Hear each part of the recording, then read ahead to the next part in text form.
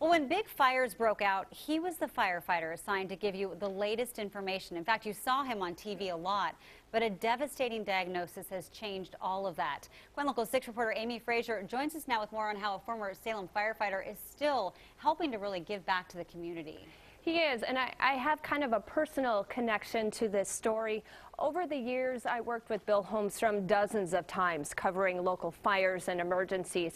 But when I contacted him recently through Facebook, he didn't remember me. I learned at just 49 years old, he's living with early-onset Alzheimer's. Still, now more than ever, he's focused on helping others. She said, "You're not going to believe this." We're not able to hit it with our deck guns. I'm not believing it. It's the kind of fire you never forget.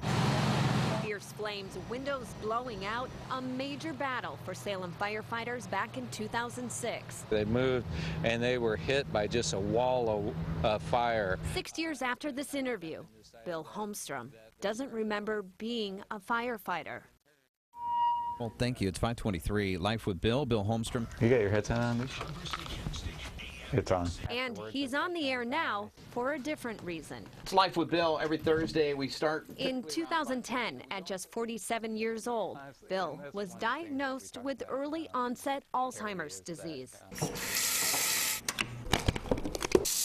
The Bill he is now, it's the Bill in some ways that I'm married, but it's just it's a new way of learning, a new way of communicating, but I know, the love is still there. Even before her husband was diagnosed, Dawn Holmstrom noticed he was having a hard time remembering things, from simple conversations You can hold my hand. to a serious car accident she and the kids were in. I thought that was kind of bizarre. I thought, well, that was a pretty big event. Why don't you remember that? Many visits to the doctor and tests eventually made it all too clear. And he said, all this is dead. This is dead portions of your brain. And of course, we broke down at that time. Bill says it was the end of his career as a firefighter. He and his family also lost some friends. It's just hurtful to see how easy people can brush others off. And I just hope that they don't ever feel that pain one day, because nobody should. A lot of stuff in the garden. Still, they keep going, taking one day at a time. You have to really start preparing and managing for it, but that doesn't mean you stop living. The family has learned Bill needs a lot of structure. He does well with routine, like cooking dinner. Do you do little things to remind yourself of things? Yes, I'm glad you said that. Like what?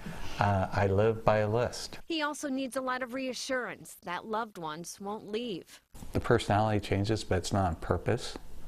It's something you can't control. Bill knows others don't know how to react when he doesn't remember them. And so if I don't remember you, I want you to know it's not personal. I didn't get a pick.